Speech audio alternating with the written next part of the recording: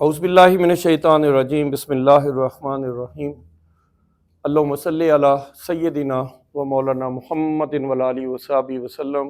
Dear students, अस्सलाम वालेकुम। I am professor Chaudhary Tanveer Ahmed, principal Tanveer academy. आप लोगों की मोहब्बतों का, आपके प्यार का और ख़ास तौर पे इंडिया से हमें एक बच्चे ने स्पेशली जो है वो इसकी फ़ीडबैक दी है और मैं आज की वीडियो ही उनके लिए स्पेशली डेडिकेट कर रहा हूँ कि ये लेक्चर नंबर 2 जो है अपने उस बेटे के नाम जिन्होंने इंडिया से स्पेशली हमें कमेंट्स भेजे हैं और इंशाअल्लाह ताला हम आपके मेयार पर पूरा उतरने की पूरी कोशिश करेंगे। बेटा ये टिकटॉक वाली वीडियोस नहीं है, ये लॉजिक के साथ हैं, ये कंसेप्ट के साथ हैं और इसमें अल्हम्दुलिल्लाह मेरा 38 ईयर्स का एक्सपीरियंस है टीचिंग का, तो वो आपकी नज़र कर रहा हूँ। तो स्पेशली जी आज जितने भी हमारे इंडिया से जो बच्चे हैं, हमारी बेटियां हैं, हमारे बेटे हैं, अल्लाह ताला उनको भी कामयाबी अता फरमाए, हम दुआगो हैं। और आज की वीडियो स्पेशली उनको जो है ना जी उनके नाम की जा रही है।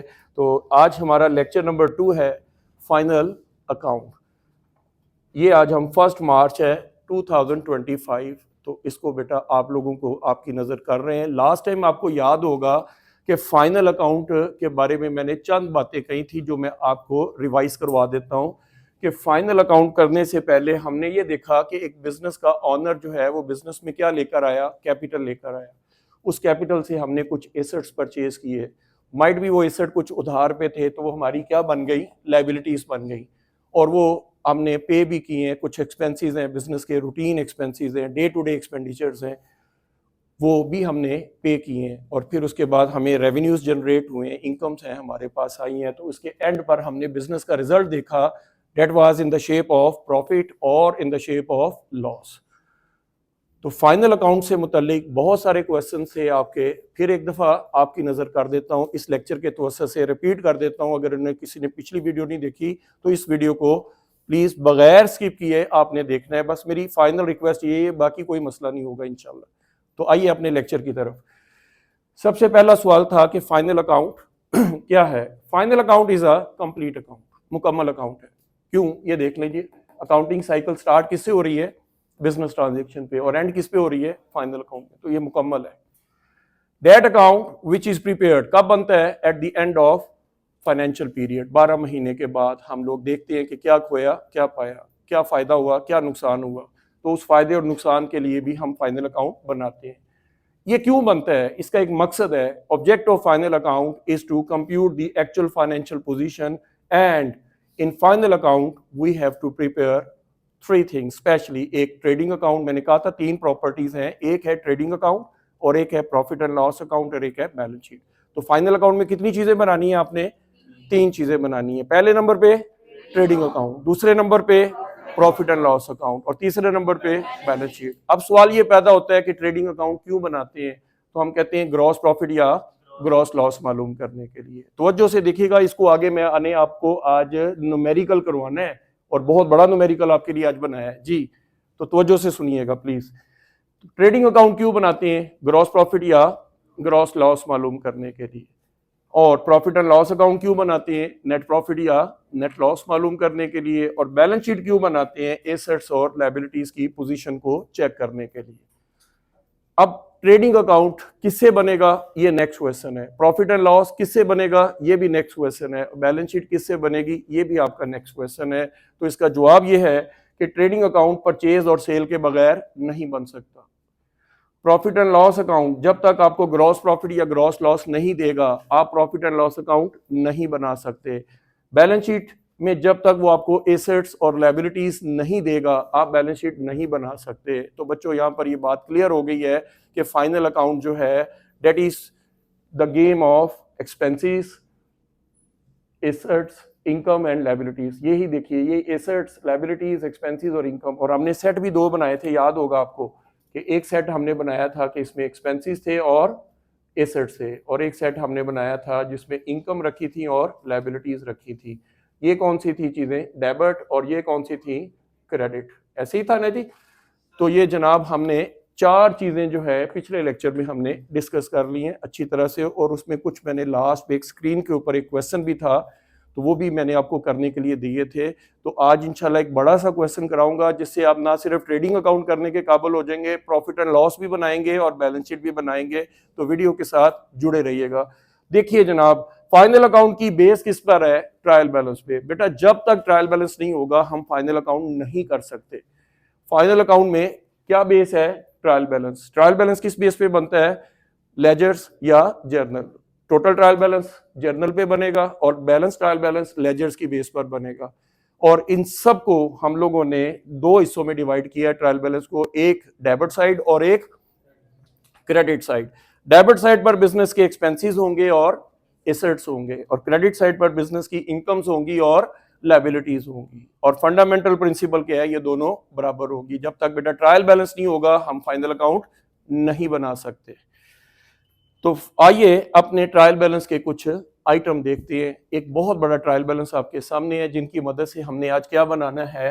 ट्रेडिंग अकाउंट बनाना है, प्रॉफिट एंड लॉस अकाउंट बनाना है और बैलेंस शीट बनाना है। जी मैंने टाइम को बचाने के लिए फॉर्मेट बना दिया है। आप भी अगर चाहें तो इस वक्त वीडियो रोक के इस तरह से एक फॉर्मेट बना लीजिए। Take your time please.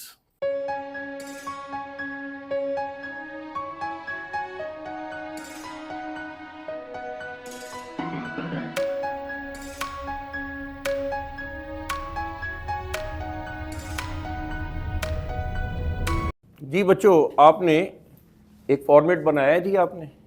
अब ये देख लीजिए कि ये क्वेश्चन जो है, कई बंदे इतराज़ करेंगे कि सर ये इतना बड़ा क्वेश्चन तो प्रैक्टिकली कहीं नहीं आता, जैसा कि माजी में इतराज़ करते रहे। बेटा इस क्वेश्चन को कराने के पीछे सिर्फ एक ही लॉजिक है। Please note that this question is only for practice purpose and don't mind it please. ये सिर्फ प्रैक्टिस के लिए है। इन रियलिटी इतने आइटम नहीं होते हैं, इतनी सारी बातें नहीं होती हैं किसी भी क्वेश्चन में। Only and only for practice. तो ये एक ऑल इन वन क्वेश्चन है, ओनली फॉर द प्रैक्टिस। तो आइए अपने क्वेश्चन को सॉल्व करते हैं। जी फाइनल अकाउंट में कितनी चीज़ें हैं बेटा? 3। Number 1 trading account, number 2 profit and loss account, number 3 balance sheet. तो लास्ट लेक्चर अगर आपको याद होगा तो आपको बताया था कि फाइनल अकाउंट में सबसे पहले आप क्या कर रहे हैं? यहाँ पर एक्सपेंसेस को डील कर रहे हैं। Expenses versus incomes is equal to trading profit and loss account. आप क्या करेंगे जी? इसमें सबसे पहले क्या करेंगे? ट्रेडिंग अकाउंट बनाएंगे। फिर इसके बाद क्या बनाएंगे? प्रॉफिट एंड लॉस अकाउंट बनाएंगे। और इसके बाद बेटा क्या बनाएंगे आप? बैलेंस शीट बनाएंगे। ये तीनों प्रॉपर्टीज मैंने लिख दी हैं। ट्रेडिंग अकाउंट को हम कैसे बनाएंगे? सबसे पहले हम देखेंगे कि ट्रेडिंग अकाउंट में होना क्या है। ये देखिए बेटा, ये 5 चीज़ें हैं सिर्फ। सबसे पहले आप क्या करेंगे? डायरेक्ट एक्सपेंसेस दिखाएंगे, ऐसे एक्सपेंसेस जिनका किसके साथ तल्लक होगा? परचेज के एक्सपेंसेस हो सकते हैं। ऐसे एक्सपेंसेस जिनको हम लोग कह सकते हैं प्रोडक्टिव एक्सपेंसेस हैं। प्रोडक्टिव एक्सपेंसेस को हम मैन्युफैक्चरिंग एक्सपेंसेस भी कह सकते हैं आपने। और मैन्युफैक्चरिंग के जितने भी खर्चे हैं वो कहाँ पर होते हैं? फैक्ट्री में होते हैं। तो ये फैक्ट्री एक्सपेंसेस भी कहलाते हैं। तो ये ट्रेडिंग अकाउंट में चले जाएंगे। इसके बाद जी हम प्रॉफिट एंड लॉस अकाउंट बनाएंगे। तो इसमें भी बेटा 5 बातें सिर्फ याद रखनी है। मैं पिछले क्वेश्चंस की पूरी समरी दे रहा हूँ पिछले लेक्चर की। इसमें क्या देखना है जी आपने? तमाम इनडायरेक्ट एक्सपेंसेस देखने हैं, तमाम सेल के एक्सपेंसेस इसमें आएंगे, तमाम आपके अनप्रोडक्टिव एक्सपेंसेस आएंगे, इनका प्रोडक्शन से कोई ताल्लुक नहीं है, और तमाम मैन्युफैक्चरिंग यानी उधर मैन्युफैक्चरिंग था तो इधर क्या होगा? नॉन मैन्युफैक्चरिंग एक्सपेंसेस, और तमाम हेड ऑफिस के एक्सपेंसेस। ये सारे आपने कहाँ पर दिखाने? प्रॉफिट एंड लॉस अकाउंट में। और फिर आती है जी बैलेंस शीट। तो बैलेंस शीट में 2 साइडें होंगी आपके पास। एक आपके पास साइड होगी एसेट साइड और एक होगी आपके पास लायबिलिटी साइड। ठीक है जी। तमाम एसेट्स जो हैं सबसे पहले आप क्या दिखाएंगे? करंट एसेट्स, और फिर क्या दिखाएंगे आप? Fix assets. सबसे पहले क्या दिखाएंगे? Current assets. ये मैं पार्ट 1 के अकाउंटिंग के पॉइंट ऑफ व्यू से बता रहा हूँ। और दूसरे नंबर पे क्या है? Fix assets. और इधर भी आप पहले दिखाएंगे करंट लायबिलिटीज़ और फिर आप fixed and long term liabilities ये दिखाएंगे। तो ये जनाब आपके पास फॉर्मेट जो है ट्रेडिंग अकाउंट का, प्रॉफिट एंड लॉस का और बैलेंस शीट का कैसे बनाना है, ये आपने चूँकि बनाया है, जिन्होंने बनाया वो चेक करें। ऊपर दिखा है मैंने टाइटल में 3 लाइनें यूज़ करेंगे जी। आप किसका बना रहे हैं जी? ये देखिए, रिक्वायरमेंट है prepare a trading and profit and loss account and balance sheet of Chaudhary and sons as on 31 December 2024। आज की डेट का है जी 1 मार्च 2025 को ये हम लेक्चर रिकॉर्ड करवा रहे हैं। तो देखिए, इसमें हमने लिखा है trading profit and loss account. तो ये आइटम सारे किसके हैं? ट्रेडिंग अकाउंट के। ये पिछले लेक्चर के लिखे हुए हैं, अभी नहीं लिखे हैं। तो याद आ रहा होगा आपको कि लेक्चर नंबर 1 जो है, जिन्होंने नहीं देखा वो पीछे देख सकते हैं। ये लेक्चर नंबर 1 एक आइटम मैंने क्लियर कराया था। ये इसके नीचे जो है, ये यहाँ से शुरू होके ये यहाँ तक आएगा, तो प्रॉफिट एंड लॉस अकाउंट। और ये आप देख सकते हैं, ये बैलेंस शीट है। तो आइए क्वेश्चंस को 1 बाय 1 करके इसको ट्रेडिंग को और प्रॉफिट एंड लॉस को और बैलेंस शीट को बनाते हैं। तो बच्चों ये देखिए, मैंने क्वेश्चन बनाया कि कुछ आइटम दिए हुए हैं, कुछ डायरेक्ट एक्सपेंसेस हैं और कुछ इनडायरेक्ट एक्सपेंसेस हैं, कुछ डायरेक्ट इनकम्स हैं, कुछ इनडायरेक्ट हैं, कुछ करंट एसेट्स हैं, कुछ फिक्स एसेट्स हैं, कुछ करंट लायबिलिटीज़ हैं, कुछ फिक्स लायबिलिटीज़ हैं। और इन्हीं चीज़ों को आपने किसकी शक्ल में बनाना है? फाइनल अकाउंट्स की शक्ल में। तो आइए देखते हैं 1 बाय 1 करके। कि आपको पता है डायरेक्ट एक्सपेंसेस की मैंने बता दी है। ये सारी कीज़ आपने इस्तेमाल करनी है ताकि कोई चीज़ रट्टा लगाने की ज़रूरत ना पड़े। जी बेटा, मैं यही काम करता हूँ हमेशा, बच्चों को कहता हूँ बेटा रट्टा नहीं लगाना। तो स्टॉक ओपनिंग कहाँ पर है? स्टॉक कहाँ पर यूज़ होता है? फैक्ट्री में। तो जो फैक्ट्री का आइटम है कहाँ पर जाएगा? ट्रेडिंग में। All values are in thousands, all values are in 1000। तो लिहाजा ये 1000 का मैंने 3 0 पहले ही लगा दिए। अगर मैं 2 लिखूंगा तो ये 2 नहीं होगा, ये 2000 होगा। लास्ट वीडियो में भी बताया था। तो ये देखिए 200 बेटा कहाँ का आइटम है? ट्रेडिंग अकाउंट में। तो यहाँ से उठा के किधर गया? ट्रेडिंग अकाउंट में चला गया। Opening stock. क्लियर है जी? ये पिछले साल का क्लोजिंग स्टॉक था, ये इस साल का ओपनिंग स्टॉक बन गया। क्या ये इस साल की ज़रूरतें पूरी कर सकता है? नहीं। तो कहाँ पर गए? मार्केट में। मार्केट से क्या किया? और माल परचेज कर लिया। कितने का? 600 का माल आपने और परचेज किया है। ये देखिए जी 600 यहाँ पर आपने दिखाया। लेकिन उसमें से कुछ माल हमारी ज़रूरत से ज़्यादा था। परचेजेज हमेशा ट्रायल बैलेंस में डेबिट साइड पर होंगी और परचेज रिटर्न बिल्कुल उसके उल्ट कहाँ पर होंगी? क्रेडिट बैलेंस में होंगी। तो पेपर में ऐसे भी दे सकता है परचेजेस एंड परचेज रिटर्न। तो जो डेबिट अमाउंट होगी वो परचेजेस की होगी और जो क्रेडिट अमाउंट होगी वो परचेजेस रिटर्न की होगी। तो ये देखिए बेटा 10 रुपये इसमें से क्या कर देंगे? माइनस कर देंगे। 10 रुपये मतलब 10,000। जब मैं 10 रुपये कहूँ तो आपने क्या कहना है? 10,000। तो 600 में से 10 माइनस करें तो 590। ये नेट परचेज है। ये क्या है जी? हमारी नेट परचेज है। तो किसके बगैर ट्रेडिंग अकाउंट नहीं बन सकता जी? अपनी की देख लीजिए, किसके बगैर ट्रेडिंग अकाउंट नहीं बन सकता? Purchase and sale. किसके बगैर आपका प्रॉफिट एंड लॉस अकाउंट नहीं बन सकता? ग्रॉस प्रॉफिट या ग्रॉस लॉस। बेटा याद रखिएगा ये। नेक्स्ट आपके पास आ गया सेल्स। बेटा ये आइटम मैं जो लिखता जा रहा हूं मैं टिक करता जा रहा हूं। सेल्स। सेल्स क्या है? हमारी डायरेक्ट इनकम है। और किसके बगैर नहीं ट्रेडिंग अकाउंट बनेगा? सेल और परचेज के बगैर। तो लिहाजा यहां पर आप क्या दिखाएंगे? सेल्स। कितने की है बेटा सेल्स? 1500 यानी 15 लाख। और इसमें से सेल रिटर्न को क्या कर देंगे? माइनस कर देंगे। कितनी है जी? 20। तो ये 1480 1480 रुपए जो है ये आपकी नेट सेल आ गई है। क्लियर है जी? तो सेल में से सेल रिटर्न क्या होगी? माइनस। और परचेज में से परचेज रिटर्न। सेल्स हमेशा क्रेडिट बैलेंस में होगी और सेल रिटर्न डेबिट में होगी। परचेज हमेशा डेबिट बैलेंस में होगी और परचेज रिटर्न हमेशा क्रेडिट बैलेंस में होगी। परचेज में माल आता है और परचेज रिटर्न में माल जाता है। सेल में माल जाता है, सेल रिटर्न में माल आता है। ठीक है जी? आ रहा है तो डेबिट, जा रहे हैं तो क्रेडिट। आगे चलते हैं जी। Freight and freight on purchases. अब देखिए मैंने 2 चीजें बताई थी, एक होता है डायरेक्ट फ्रेट और एक होता है इनडायरेक्ट। एक फ्रेट परचेज के ऊपर होगा और एक फ्रेट सेल्स पे होगा। जो फ्रेट परचेज पे होगा वो कहां पर आएगा जी? वो ट्रेडिंग अकाउंट में चला जाएगा। और जो फ्रेट ऑन सेल होगा वो कहां पर जाएगा, प्रॉफिट एंड लॉस में। तो मैंने दोनों इकट्ठे लिखे हैं बेटा, मैंने जोड़ों की शक्ल में ये लफ्ज बनाए हैं ताकि आपको समझ आ जाए अच्छी तरह से। तो फ्रेट इन या फ्रेट ऑन परचेज, मैंने बताया था कि विद इन द स्टेशन जो ट्रांसपोर्टेशन के खर्चे होते हैं उन्हें कैरिज कहते हैं। आउटसाइड द स्टेशन जितने भी ट्रांसपोर्टेशन के खर्चे माल को अपनी फैक्ट्री तक लाने के, वो क्या होंगे, फ्रेट होंगे। तो देखिए बेटा, फ्रेट इन या फ्रेट ऑन परचेजेस ये कितना है, 10, और फ्रेट के साथ आउट भी लिखा हुआ है। यहां पर देखिए फ्रेट के साथ आउट भी लिखा हुआ है या ऑन सेल भी लिखा हुआ है। इस आइटम की बात कर रहा हूं बेटा मैं, ये वाला आइटम फ्रेट आउट। तो यहां पर मैं इधर से प्रॉफिट एंड लॉस का आगाज कर रहा हूं। यहां पर हमारे ट्रेडिंग अकाउंट है और इसके नीचे ही मैंने क्या शुरू कर दी है, प्रॉफिट एंड लॉस अकाउंट। तो यहां पर क्या लिख रहा हूं, फ्रेट आउट, फ्रेट आउट या on sales. Freight on sales कितने है बेटा, 5,000 जी। उम्मीद करता हूं कि कैरिज और फ्रेट वाली बात समझ में आ गई होगी। इसी तरह से देखिए कैरिज इन है तो कहां पर आएगा, ट्रेडिंग में। कितना है जी कैरिज इन,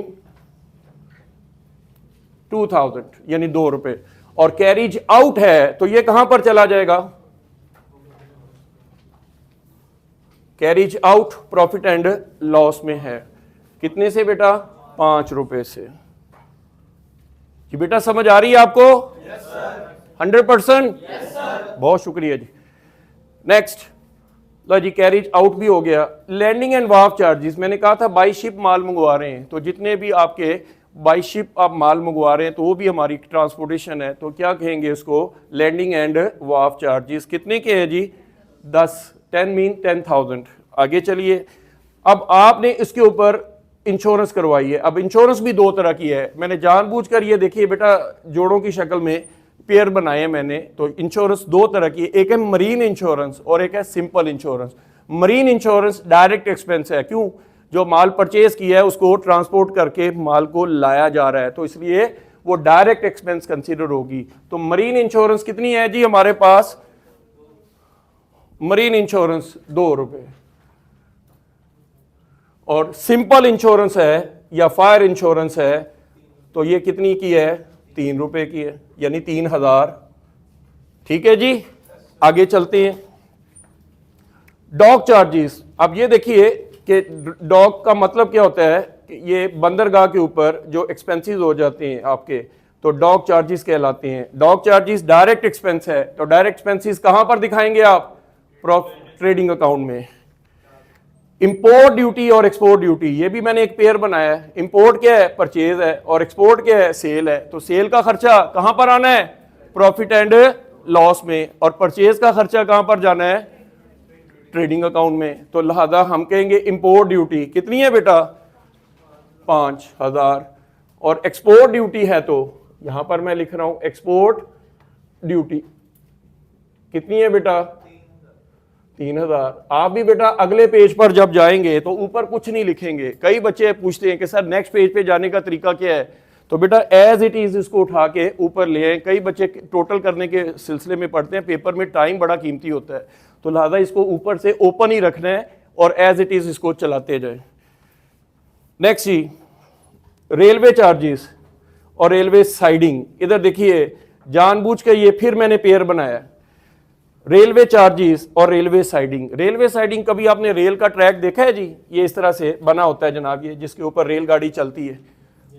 तो वो जो साइडिंग है ये क्या है, लोहे की जो पटरी है वो हमारा फिक्स एसेट है, और रेलवे चार्जेस हमारा एक्सपेंस है। रेलवे चार्जेस क्या हमारा डायरेक्ट एक्सपेंस है। रेलवे चार्जेस क्या है, 2 रुपए के यानी 2,000। और रेलवे साइडिंग क्या है हमारा, ये हमारा फिक्स एसेट है।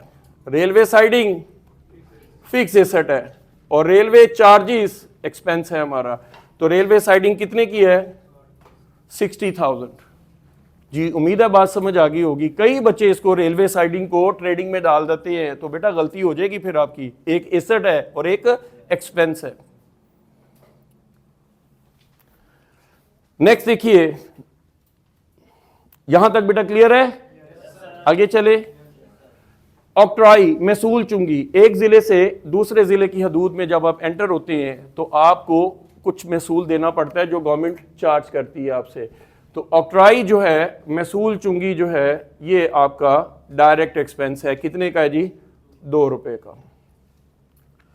कस्टम ड्यूटी, बेटा कस्टम जो है किस पे लगता है? जब आप माल खरीदते हैं, ये इंपोर्ट करते हैं तो उसके ऊपर कस्टम ड्यूटी देनी पड़ती है। तो कस्टम ड्यूटी कितनी है बेटा? 3। ये जनाब यहां पर कस्टम ड्यूटी 3।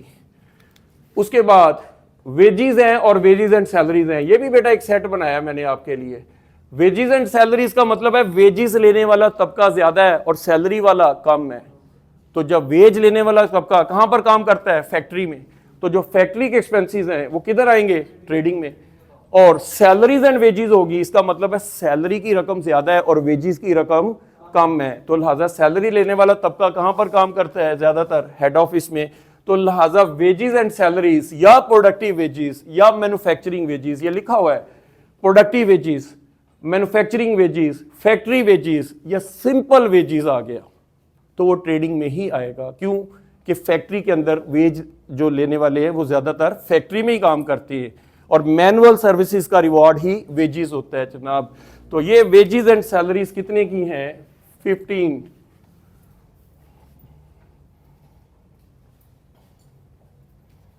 ये दिखा दिया मैंने।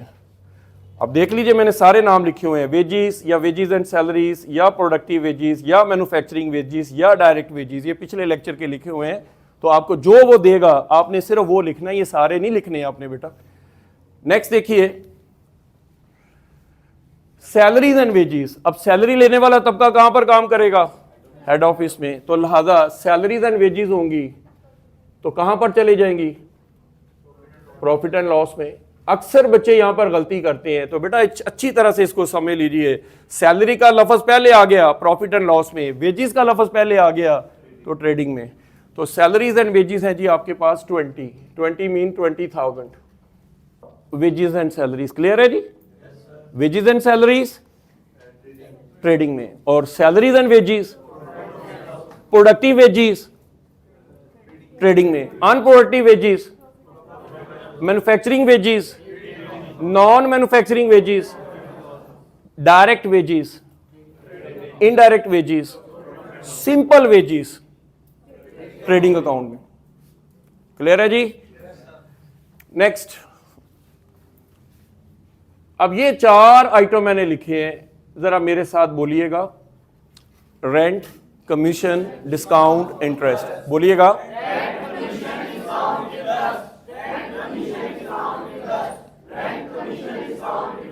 अब ये क्या होती हैं समझिए। रेंट दे भी सकते हैं, रेंट ले भी सकते हैं, कमीशन दे भी सकते हैं, कमीशन ले भी सकते हैं, इंटरेस्ट दे भी सकते हैं, इंटरेस्ट ले भी सकते हैं। तो इसका मतलब है ये दे देंगे तो ये हमारा एक्सपेंस होगा और ये ले लेंगे तो ये हमारी इनकम होगी। और ये इनडायरेक्ट है। ये क्या है? इनडायरेक्ट। इनका ताल्लुक फैक्ट्री के साथ नहीं है। तो फिर बोलिए कहां पर जाएंगे ये? कहां पर जाएंगे ये? प्रॉफिट एंड लॉस में। तो मैं देखिए बेटा यहां पर लिख रहा हूं रेंट, कमीशन, डिस्काउंट और इंटरेस्ट। फिर दोबारा देखिए, इधर भी लिख रहा हूं रेंट, कमीशन, डिस्काउंट और इंटरेस्ट। मेरे पास बेटा डेबिट वाली वैल्यूज है, मैं पुट करने लगा हूं, आप भी पुट कीजिए। और क्रेडिट वाली वैल्यूज को मैं क्रेडिट साइड पर पुट करने लगा हूं।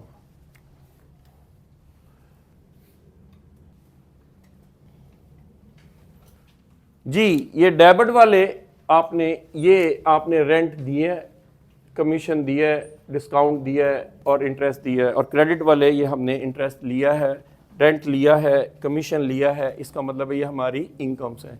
तो उम्मीद करता हूँ ये पॉइंट आपको समझ आ गया। इसकी पोजीशन देखनी है। अगर ये ट्रायल बैलेंस में बेटा डेबिट साइड पर दिए होंगे तो ये हमारे एक्सपेंसेस है, और अगर ये ट्रायल बैलेंस में क्रेडिट साइड पर दिए हुए हैं तो ये हमारी इनकम होगी। उम्मीद है बात समझ आ गई होगी। नेक्स्ट आइटम आ जाता है जी फैक्ट्री रेंट। साथ ही उसने बता दिया ये फैक्ट्री का रेंट है। तो फैक्ट्री रेंट कहां पर आएगा? फैक्ट्री रेंट कहां पर आएगा? ट्रेडिंग अकाउंट में, ये जनाब factory rent with an amount of ₹5,000। ले जी, यहां तक आपके आइटम हो गए मुकम्मल। कोल, गैस, वाटर, मोटी पावर, ये कितनी है जी? मोटी पावर कितनी है? 10,000।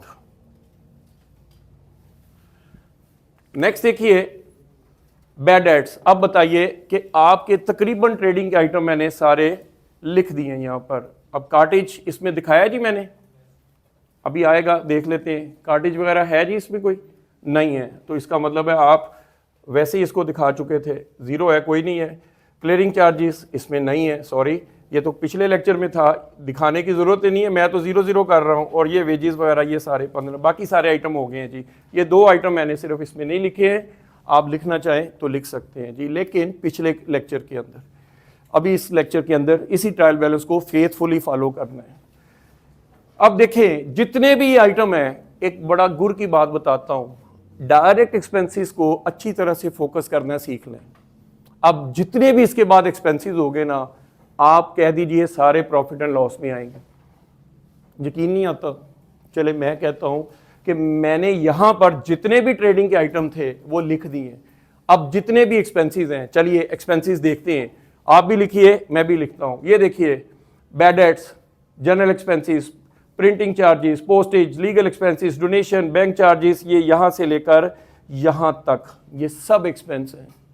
इनको उठाएं और इधर प्रॉफिट एंड लॉस में लेकर आए, लिखना शुरू कीजिए। Take your time.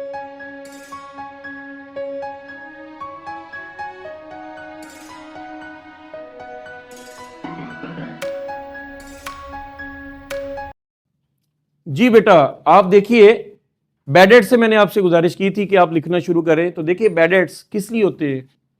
Bad debts होते नहीं है, बैड डेट्स कर लिए जाती है। अब आप क्रेडिट पे माल बेच चुके हैं, मान लें कि आपने क्रेडिट पे माल बेचा है, कैश सेल भी होती है और क्रेडिट सेल भी होती है।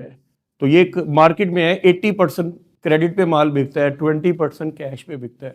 अब जिन्होंने क्रेडिट पे माल खरीदा है वो पैसे आपको पूरे नहीं देते हैं, तो जो इरिकवरेबल अमाउंट होती है वो बैड डेट्स कहलाती है। तो बैड डेट्स हमारा सेल का एक्सपेंस है। और बच्चों, सेल के एक्सपेंसेस कहां पर आने हैं? सेल्स के expenses profit and loss account में आने हैं। तो ये देखिए बेटा, मैंने बैड डेट्स यहां पर दिखा दिए हैं। क्लियर है जी? आगे चलते हैं। जनरल एक्सपेंसेस, हेड ऑफिस पे करता है। प्रिंटिंग एंड स्टेशनरी, कागज, कलम, दुआत, सारी कहां पर ज्यादा यूज होती है? हेड ऑफिस पे। और इसका मैन्युफैक्चरिंग के साथ तो कोई तल्लक नहीं है। आगे चलिए जी, पोस्टेज एंड टेलीग्राम, डाक वगैरह का जितना भी कम्युनिकेशन का निजाम है हेड ऑफिस करता है। तो हेड ऑफिस के सारे एक्सपेंसेस किस में आने हैं? प्रॉफिट एंड लॉस में आने हैं। लीगल एक्सपेंसेस, कानूनी जितने भी अखराजात हैं हेड ऑफिस करता है। डोनेशन और चैरिटीज कौन देता है? हेड ऑफिस देता है। बैंक चार्जेस, बैंकों को पैसे वगैरह कौन देता है? हेड ऑफिस देता है। हेड ऑफिस के सारे खर्चे प्रॉफिट एंड लॉस में आएंगे। लिखा होता है made in Japan, packed in Pakistan, तो पैकिंग के खर्चे हमेशा सेल के एक्सपेंसेस होते हैं कि बनाई थी जापान वालों ने लेकिन पाकिस्तान में वो पैक हुई है, तो इसका मतलब है कि वो पैकिंग चार्जेस जो हैं ये सेल का एक्सपेंस है। और बेटा जितने भी सेल के एक्सपेंसेस होंगे वो प्रॉफिट एंड लॉस अकाउंट में ही आएंगे। और उसके बाद रिपेयर्स वगैरह, मशीनरी हमारे फिक्स एसेट्स हैं, ठीक है जी, बिल्डिंग फिक्स एसेट है, लेकिन उनकी रिपेयर वगैरह जो है ये हेड ऑफिस की जिम्मेदारी है। तो हेड ऑफिस उनको रिपेयर करवा के देता है। तो रिपेयर्स और रिन्यूअल के जितने भी एक्सपेंडिचर्स हैं ये हमारे रेवेन्यू एक्सपेंडिचर्स हैं और प्रॉफिट एंड लॉस अकाउंट में ही जाएंगे। एडवर्टीजमेंट क्यों की जाती है? सेल बढ़ाने के लिए। तो ये तो सेल बढ़ाने के लिए है, तो जितने भी सेल बढ़ाने के खर्चे होंगे या सेल के एक्सपेंसेस होंगे तो यहीं पर दिखाएंगे। फ्री सैंपल्स आपने दिए। इसी तरह से वर्कर्स को बोनस कौन देगा? हेड ऑफिस देगा। इसी तरह से डायरेक्टर्स वगैरह काम करते हैं, मैनेजिंग डायरेक्टर्स होते हैं, तो वो जनाब आपके या ऑडिट करवाया आपने तो ऑडिट फी, ऑडिटर इंडिपेंडेंट पर्सन है और ऑडिट फी भी स्पेशल हेड के अंदर ही दिखाई जाती है। इसको अकाउंटेंसी चार्जेस में आप नहीं दिखा सकते, ये भी एक बड़ा टेक्निकल नुक्ता है। अकाउंटेंसी चार्जेस भी हेड ऑफिस पे करेगा। और डेप्रिसिएशन ऑन एसेट्स, जब रिपेयर भी हेड ऑफिस करवाता है तो एसेट्स की डेप्रिसिएशन भी हेड ऑफिस ही रिकॉर्ड करेगा। तो बच्चों यहां तक आप लोगों ने बिल्कुल सही किया है, जो मैंने आपसे कहा था आपने लिख लिया है, शाबाश। Dividend on shares. अब बताइए, आपने शेयर्स में इन्वेस्टमेंट की थी, उनके ऊपर आपको डिविडेंड मिल रहा है, मुनाफा मिल रहा है, तो बेटा जो आपको मुनाफा मिलेगा वो आपकी क्या होगी, इनकम। तो इसको हम प्रॉफिट एंड लॉस की क्रेडिट साइड पर, ये प्रॉफिट एंड लॉस यहां पर नहीं दिखाया, इसका बाकी हिस्सा है इधर, तो मैंने इधर दिखाया। ये प्रॉफिट एंड लॉस की कौन सी साइड है, ये प्रॉफिट एंड लॉस की क्रेडिट साइड है, ये वाली, ठीक है जी। और ये प्रॉफिट एंड लॉस की डेबिट साइड है, जहां पर पेज आपका खत्म हो गया है, नेक्स्ट पेज पे जा रहे हैं आप। डिविडेंड ऑन शेयर्स कितने हैं जी, 6, बोलते जाइएगा साथ साथ। रिपेयर रेवेन्यू, रिपेयर रेवेन्यूज जो है, आपने लोगों को चीजें वगैरह रिपेयर भी करके देते हैं, तो रिपेयर रेवेन्यू आपको इकट्ठा हुआ है जी, लोगों को एसेट वगैरह कोई उनके रिपेयर करके देते हैं, तो रिपेयर रेवेन्यू कितना इकट्ठा हुआ है, 3। नेक्स्ट देखिए, अब बस यहां तक हो गया जी। अब जल्दी से इसका रिजल्ट निकालते हैं। आपके तकरीबन आइटम मैंने ट्रेडिंग के भी पुट कर दिए हैं और प्रॉफिट एंड लॉस के भी पुट कर दिए हैं। अब रिजल्ट निकालने का टाइम आ गया है जी जनाब, आप रिजल्ट निकालिए।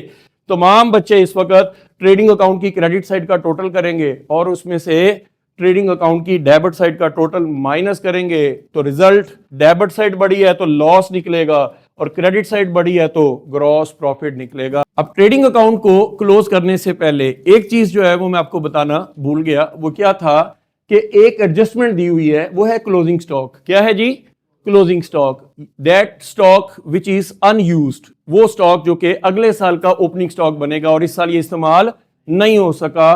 तो क्लोजिंग स्टॉक की 2 वैल्यूज दी हुई हैं, इसके लिए रूल याद रखिएगा कि विच एवर इज लेस। और वैसे भी ये लॉर्ड जस्टिस लूप्स ने किंगस्टन कॉटन ऑयल मिल्स के केस में ये रिमार्क्स दिए थे कि auditor is a watch dog not the blood hound, और उसमें स्पेशली केस ला रेफरेंस भी है। इसमें 2 वैल्यूज हैं, एक हायर वैल्यू और एक लोअर वैल्यू, तो इसमें लोअर वैल्यू हमेशा लेनी है, हायर वैल्यू नहीं लेनी। स्टॉक हमेशा लेसर वैल्यू पे दिखाया जाएगा। ये आप जो इंटर पे बच्चे पढ़ रहे हैं उनके लेवल से बहुत ऊपर है, लेकिन फिर भी मैंने आपको बता दी क्योंकि ये वीडियो काफ़ी लोग जो प्रोफेशनल्स हैं वो भी देख रहे हैं, तो इसलिए बात आपके नोटिस में ले आया हूँ। तो क्लोजिंग स्टॉक बेटा हमारा क्या है, एसेट है, तो इसकी हम एक एडजस्टिंग एंट्री करते हैं या क्लोजिंग एंट्री करते हैं। क्लोजिंग स्टॉक हमारा क्या है, एसेट है, और एसेट हमेशा क्या होंगे, डेबिट, और ये कहाँ पर है, ट्रेडिंग अकाउंट में क्लोज करेंगे। तो कितने का है जी, 50। तो क्लोजिंग स्टॉक हमारा एसेट है, तो क्लोजिंग स्टॉक को मैंने डेबिट कर दिया और कहां पर क्लोज कर रहे हैं, ट्रेडिंग अकाउंट में। तो ये क्लोजिंग स्टॉक 2 जगह पर जाएगा। इधर देखिए बेटा, क्लोजिंग स्टॉक ये जनाब आपका एसेट है 50 का। एडजस्टमेंट का बेटा डबल इफेक्ट होगा क्योंकि हमारा अकाउंटिंग सिस्टम क्या है, डबल एंट्री सिस्टम। तो जो चीज एडजस्टमेंट में है डबल इफेक्ट होगा, एक डेबिट का इफेक्ट होगा और एक क्रेडिट का इफेक्ट होगा। डेबिट का इफेक्ट कहां पर गया, एसेट में, और ट्रेडिंग अकाउंट क्रेडिट है, तो ट्रेडिंग अकाउंट की क्रेडिट साइड पर क्या लिखेंगे, यहां पर क्लोजिंग स्टॉक। कल भी आपको जब स्पेसिमेन बनाया था तो उसमें बताया था क्लोजिंग स्टॉक हमारा एसेट है। अब आप बेटा बेफिक्र होके ग्रॉस प्रॉफिट निकालिए, हम भी निकाल रहे हैं, आप भी निकालिए, टेक योर टाइम।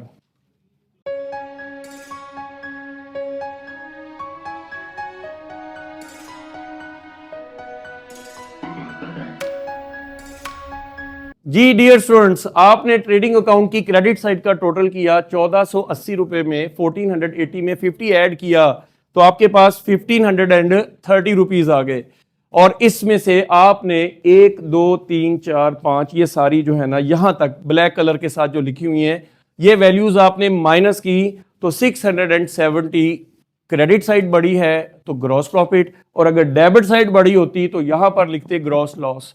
तो अब चूंकि क्रेडिट साइड बड़ी है तो 670 ग्रॉस प्रॉफिट है और ये क्रेडिट बैलेंस है। ये कौन सा बैलेंस है, क्रेडिट साइड बड़ी होने की वजह से क्रेडिट बैलेंस है, तो लिहाजा इसी को हम कहां पर दिखा देंगे। और यहीं से बेस शुरू हो गई कि प्रॉफिट एंड लॉस की बुनियाद किस पर है, ग्रॉस प्रॉफिट या, तो चूंकि ग्रॉस प्रॉफिट आ गया है तो अब प्रॉफिट एंड लॉस को यहां से स्टार्ट किया जाएगा। प्रॉफिट एंड लॉस कहां से शुरू होगा, यहां से प्रॉफिट एंड लॉस शुरू होगा। अब इसके बाद आपने ये 1 2 3 4 5 6 और 7 ये 7 आइटम ऐड किए तो 733 टोटल आ रहा है। और इसमें से ये जो ब्लैक कलर की जितनी भी वैल्यूज हैं यहां से देखिए, ये सारी आपने क्या की, यहां तक माइनस की तो आपके पास रिजल्ट आया 582, that is the net profit transfer to balance sheet. बेटा मैंने वीडियो के आगाज में कहा था ये टिकटॉक वाली वीडियो नहीं है, ये आपकी लाइफ बदल देगी। और फाइनल अकाउंट एक अपहिल टास्क है, बहुत यानी एक किसी भी टीचर को पढ़ाने के लिए बहुत बड़ा चैलेंज होता है। तो आपकी मेहरबानी है, आपका बहुत शुक्रिया कि आप अभी तक वीडियो के साथ जुड़े हुए हैं। अब आप भी देखना चाहते हैं कि इसका रिजल्ट क्या निकलेगा, तो इसका रिजल्ट होगा बैलेंस शीट की दोनों साइडें इक्वल होंगी। तो अब बैलेंस शीट के आइटम्स की तरफ चलते हैं, यहां तक आप नोट कर सकते हैं, टेक योर टाइम।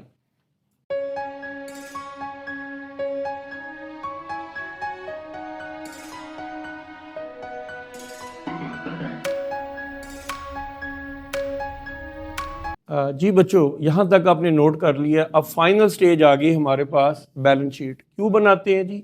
एसेट्स और लायबिलिटीज को चेक करने के लिए।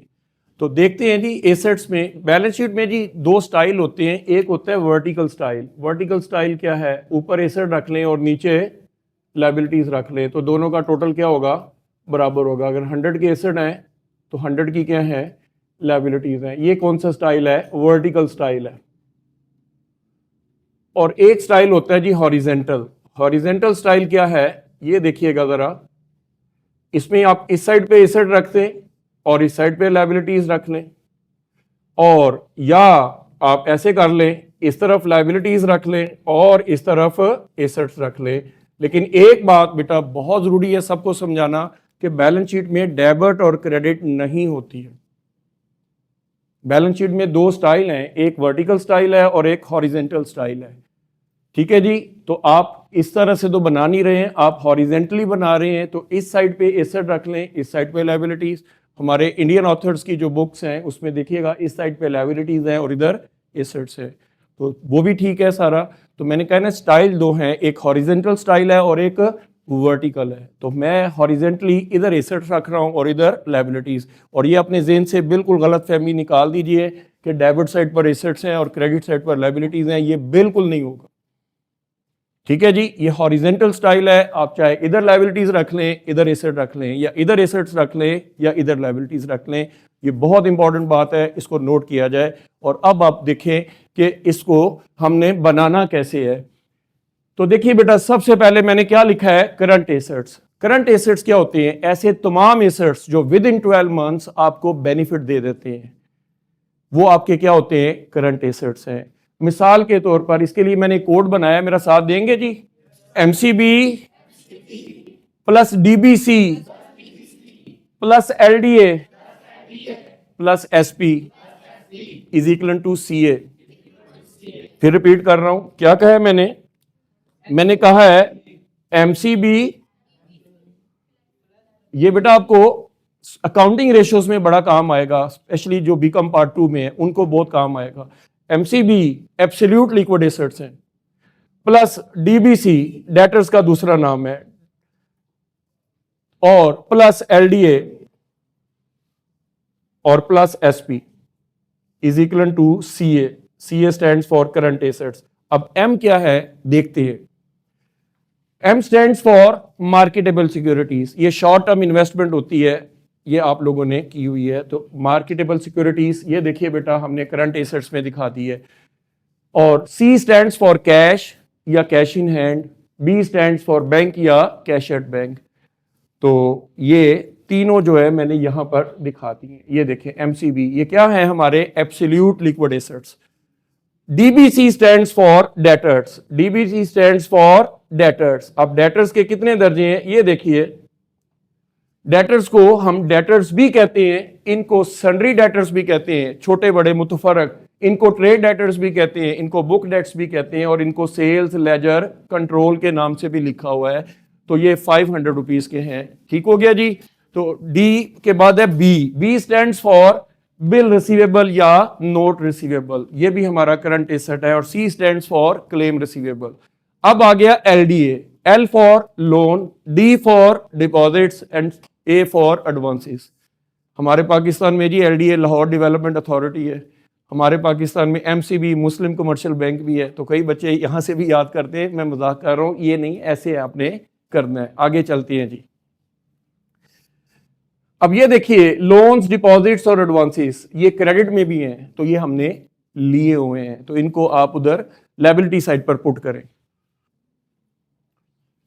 बच्चों आपको याद होगा रेलवे साइडिंग, ये हमने कहां पर दिखानी थी, ये फिक्स एसेट्स में, ये इधर दिखाई गई थी, इसको इधर दिखाया गया। ये फिक्स्ड एंड लॉ, मैंने बताया था ना दो स्टाइल है, एक वर्टिकल स्टाइल है और एक हॉरिजॉन्टल स्टाइल है, तो लिहाजा आपने इसको फिक्स एसेट इधर दिखाए हैं तो इधर ही दिखाना है, ये रेलवे साइडिंग। अब देखिए बाकी के फिक्स एसेट्स क्या है, हर वो एसेट जो रीसेल के लिए आपने नहीं खरीदा, नंबर 2 जो बिजनेस यूज के लिए ही खरीदा गया है, नंबर 3 कि जिनका बेनिफिट नंबर ऑफ ईयर्स तक आपको मिलता है, नंबर 4 कि जो बिजनेस में आपके अर्निंग पॉइंट ऑफ व्यू से आप खरीदते हैं, जैसे आप लोगों ने फर्नीचर खरीदा है, रीसेल के लिए नहीं खरीदा है, इससे बिजनेस की आपकी जो अर्निंग कैपेसिटी है वो बढ़ती है, मशीनें आपने खरीदी है, अर्निंग कैपेसिटी आपकी बढ़ती है, जिससे आपको फायदा लंबे अरसे तक होता है। तो all assets which are not bought for resale purposes और whose benefit stands for number of years and they are only for the business use, they are your fixed assets. तो बच्चों ये फिक्स एसेट मैंने green colour के साथ जरा देख ले, बोल्ड करके लिखे हैं। लैंड एंड बिल्डिंग देख लीजिए बेटा, मैंने फिक्स एसेट्स में दिखा दी है रेलवे साइडिंग के नीचे। फिर उसके बाद plant and machinery, furniture, fixture and fitting, जिस पे बेटा आप बैठे हुए हैं उसको हम क्या कहते हैं, फर्नीचर। जिसके ऊपर मैं लिख रहा हूं ये बोर्ड नहीं है, ये फिक्सचर है, इसकी जगह फिक्स है, और जो इसके साथ लगी हुई है ये आप देख रहे हैं पट्टी लगी हुई है, ये फिटिंग्स है। तो पूरी फैमिली बन गई फर्नीचर, फिक्सचर एंड फिटिंग। ये भी आप बेटा कहां पर दिखाएंगे, फिक्स एसेट्स में। ऑफिस इक्विपमेंट्स हैं, मोटर व्हीकल्स हैं, जितनी भी आपकी मोटर व्हीकल्स हैं, मिसाल के तौर पर आपके पास मोटर ट्रक है, वैन है, कोस्टर है, बाइक है, ये सब क्या है, हमारे मोटर व्हीकल्स हैं, फिक्स एसेट्स हैं। ऑफिस इक्विपमेंट्स जी, इसमें कंप्यूटर है, फैक्स मशीन है आपके पास, डुप्लीकेटिंग मशीन है, आयरन सेफ है, वेइंग स्केल है, ठीक है जी, ऑफिस अलमीरा है। तो ये सारे क्या हमारे ऑफिस इक्विपमेंट्स हैं, फिक्स एसेट्स हैं। हॉर्सेज एंड कार्ट्स, नाम से इज़ार है कि जनाब ये भी आपका फिक्स एसेट्स हैं। लूज टूल्स, औजार वगैरह जितने भी होते हैं, कैसे हमारे पास ये एक औजार है सपोज, तो ये क्या है, ये लूज टूल्स में आता है। इसी तरह से ये चीज़ें जो है इस तरह की जो है ये क्या है हमारे पास फिक्स एसेट्स हैं। अब ये देखिए कोई एक नाम देगा, सारे नहीं देगा। मैंने चूंकि अपनी जगह की बचत की है, या यूं कह लें कि आपको वीडियो लेंथी ना हो जाए, तो मैंने कहा कि गुडविल आएगी, ये अलहदा एक आइटम है। पेटेंट्स अलहदा आइटम है। पेटेंट्स क्या है, नुस्खे जिससे कोई चीज़ आप बनाते हैं। ट्रेडमार्क क्या है कि जैसे आप लोग देख रहे हैं तनवीर एकेडमी में हमारे पास एक ट्रेडमार्क है, इसमें सन बना हुआ है, ठीक है जी।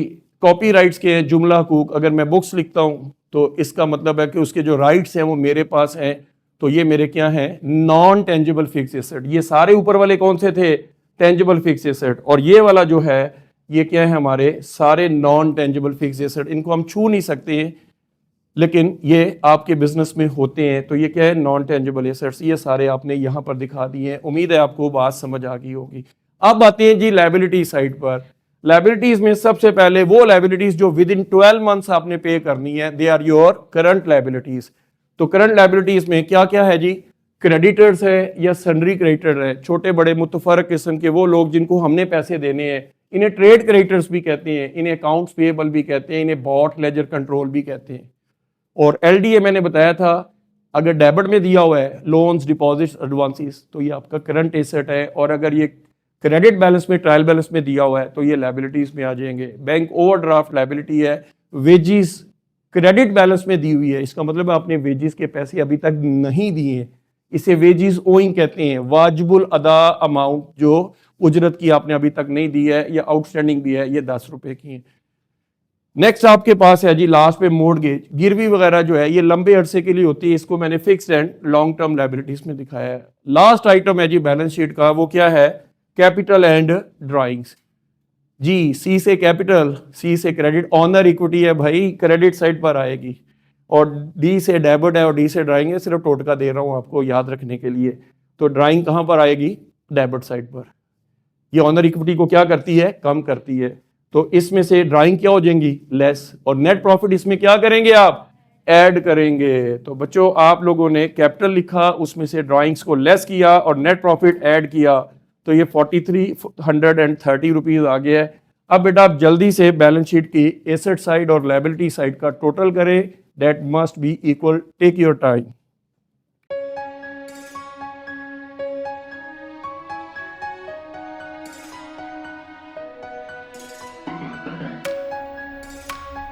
जी बच्चों, आपने टोटल किया तो ये आ गया 45,45,000। हमने ऊपर वाले 3 जीरो ऐड करके लास्ट पे बता दिए हैं, और ये भी आपका 45,45,000। जनाब आपकी दोनों साइडें इक्वल हो गई हैं। बच्चों राजी हैं आप? Thank you. अब जनाब, ये वीडियो के स्टार्ट में मैंने कहा था कि ये हमारे इंडियन जितने भी बच्चे हैं जिन्होंने हमारी वीडियो को लाइक किया, उनके लिए ये हम लोग वीडियो उनको सेंड कर रहे हैं, और ज़रूर अपनी कमेंट्स का इजहार कीजिए। हम दुआ गो हैं जी, अल्लाह ताला आपको कामयाबी अता फरमाए और ज़िंदगी के हर मैदान में आप सुरखरू हों। नेक्स्ट लेक्चर तक के लिए अपने टीचर प्रोफेसर चौधरी तनवीर को इजाज़त दीजिए। अस्सलाम वालेकुम।